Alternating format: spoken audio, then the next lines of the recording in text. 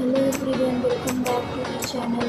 आई hope आप सब बहुत अच्छे होंगे और आपकी प्रिपरेशन भी बहुत अच्छी चल रही होगी। आज की वीडियो में हम इंजीनियरिंग फिजिक्स के एक इम्पॉर्टेंट टॉपिक मैक्सवेल इक्वेशन को स्टेप बाय स्टेप समझेंगे।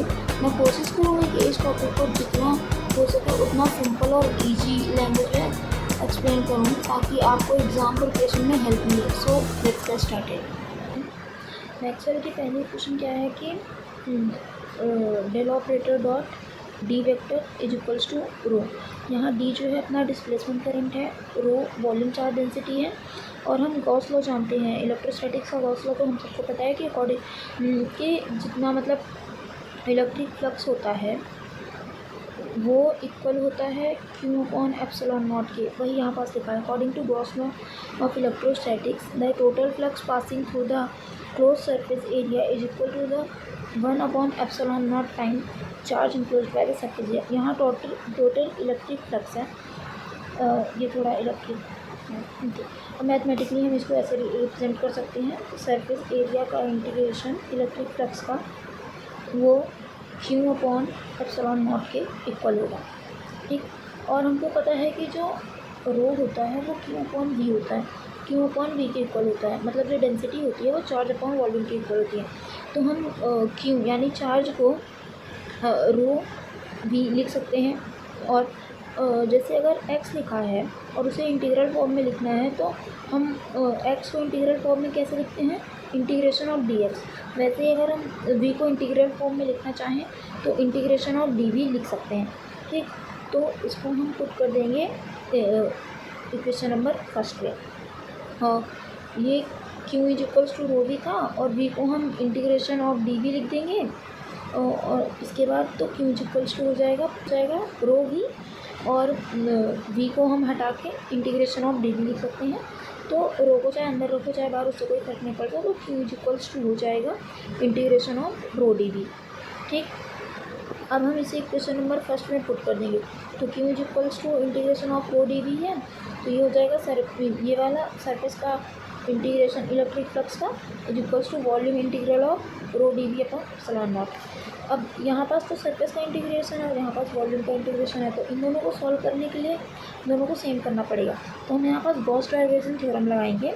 गॉस डाइवर्जन थ्योरम से हम सरफेस इंटीग्रल को वॉल्यूम इंटीग्रल में चेंज कर सकते हैं। और एक और थ्योरम होती है कर्ल स्टोक थ्योरम करके, उसे हम लाइन इंटीग्रल से सरफेस इंटीग्रल में चेंज कर सकते हैं। वो हम नेक्स्ट वाली इक्वेशंस पे अप्लाई करेंगे। अभी तो यहाँ गॉस डाइवर्जन थ्योरम ही अप्लाई हुई। तो गॉस डाइवर्जन थ्योरम लगा के हमने इलेक्ट्रिक ये जो था मतलब इलेक्ट्रिक फ्लक्स को सरफेस इंटीग्रल से वॉल्यूम इंटीग्रल में चेंज कर दिया। वॉल्यूम इंटीग्रल में चेंज करते हैं तो बस उसमें एक डेल ऑपरेटर डॉट में मल्टीप्लाई हो जाता है और डी एस की जगह डी वी हो जाता है, ठीक। अब हम इक्वेशन इसको 3 नाम दे देंगे और ये वाली इक्वेशन सेकंड कंपेयर कर देंगे इक्वेशन 1 और 2 को।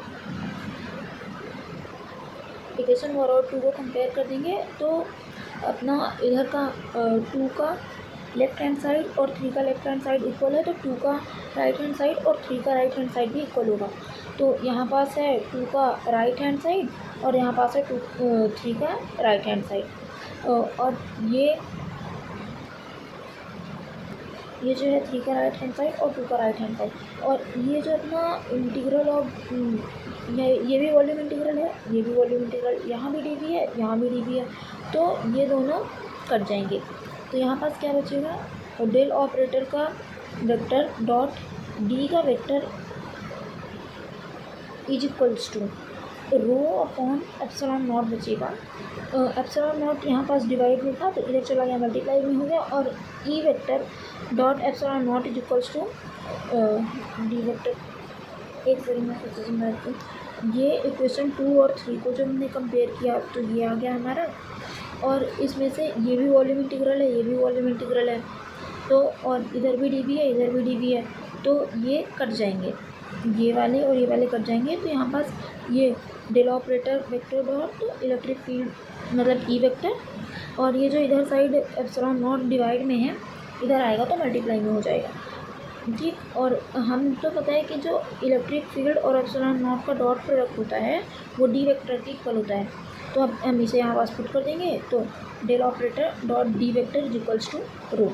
यही है हमारी मैक्सवेल की first equation. Hence the equation 4 is required Maxwell equation for Gauss law of electrostatics.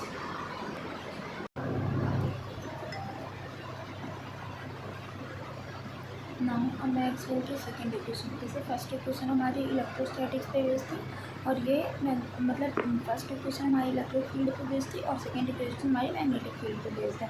तो सेकेंड इक्वेशन क्या है कि del dot B vector is equals to zero.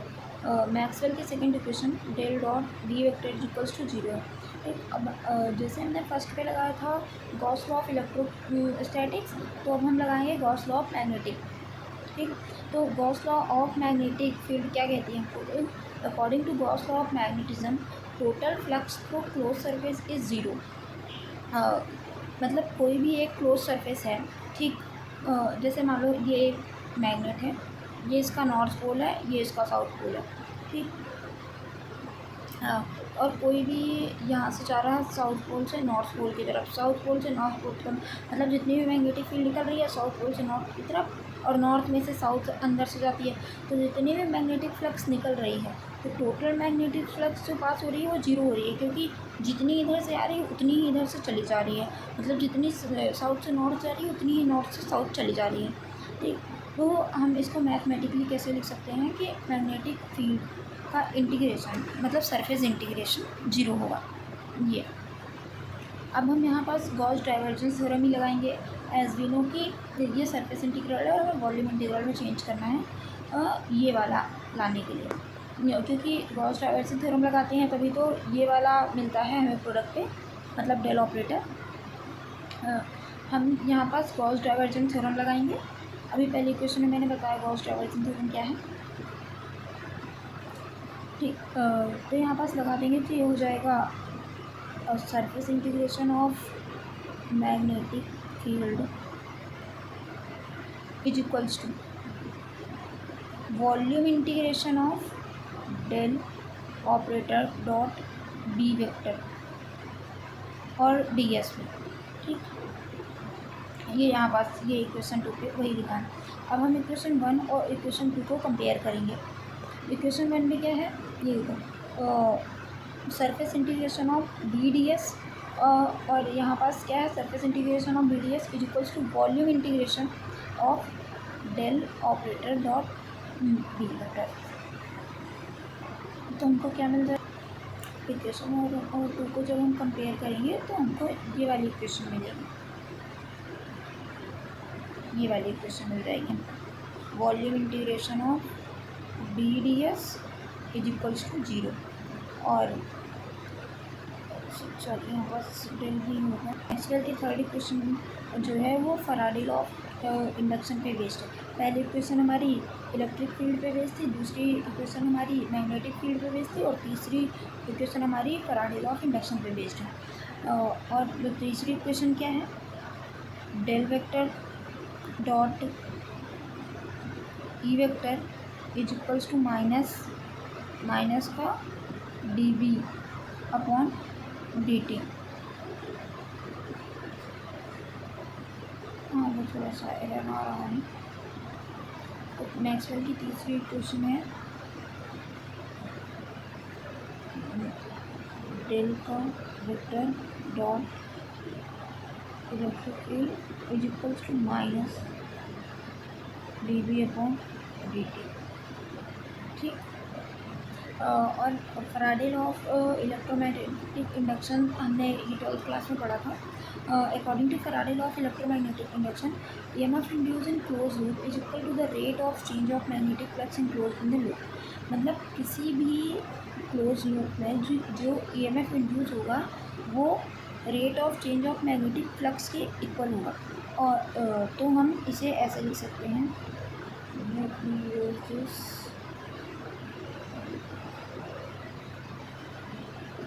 हम इसको लिख सकते हैं E is equals to minus D five by D B upon D T. ये लिखा है। अब यहाँ आपको लगेगा कि ये माइनस क्यों आया, हमने 12th क्लास में एक थ्योरम पढ़ी थी, याद है, मतलब एक लॉ पढ़ा था, याद है, लेंस लॉ। हाँ, वही लेंस लॉ ही यहाँ यूज़ हुआ है। लेंस लॉ क्या होता है, देखो, जैसे एक कॉइल हुई, ठीक, ऐसे एक कॉइल रहती है और यहाँ पास एक मैग्नेट रहता है। ये नॉर्थ पोल हो गया, ये साउथ पोल।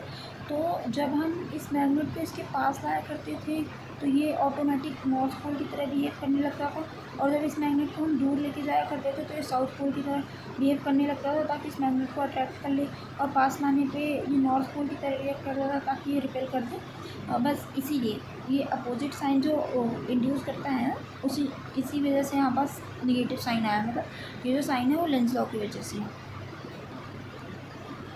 ठीक, अब हमको पता है, और हमको पता है कि जो लाइन इंटीग्रल होता है इलेक्ट्रिक फील्ड का, वो भी ऐसे लिखा है, इलेक्ट्रिक फील्ड का लाइन इंटीग्रल, ये इलेक्ट्रिक फील्ड हो गई कि इसका लाइन इंटीग्रल ये हो जाएगा ई डॉट डी एल, ये इसका लाइन इंटीग्रल है। ठीक, हमने इसको इक्वेशन 2 नाम दे दिया, इसको 2 दे दिया, और ये जो हमने फैराडे लॉ से निकाली थी उसे इक्वेशन 1 नाम दिया। अभी हम इन दोनों को कंपेयर करेंगे, तो ये जो इसका लेफ़्ट हैंड साइड है और इसका लेफ़्ट हैंड साइड है वो इक्वल है, तो इसका राइट हैंड साइड और इसका राइट हैंड साइड इक्वल है। तो इसका मतलब है कि line integral of E vector dot D L is equals to the minus D phi B upon D T. ठीक, और इसको हमने इक्वेशन नंबर 3 नाम दे दिया, और हम ये इक्वेशन नंबर 3 हो गई, और हम जो फाई बी है उसको ये भी लिख सकते हैं surface integration of B D S. ठीक, और इसको इक्वेशन नंबर 3 में पुट कर देंगे, इसको इक्वेशन नंबर 3 में पुट कर देंगे तो हमको क्या मिल जाएगा, line integral of electric field is equals to minus D, यहाँ फाई बी की जो है हम लिख देंगे surface integration of B D S. ठीक, वही यहाँ पास लिखा हुआ है, तो D minus D by D T और surface integral of B D S, और फिर हम यहाँ से माइनस निकाल के ऐसे लिख सकते हैं, सरफेस टोटल करके, मतलब surface integral of D B by D T, sorry ये डी टी है और ये डी एस।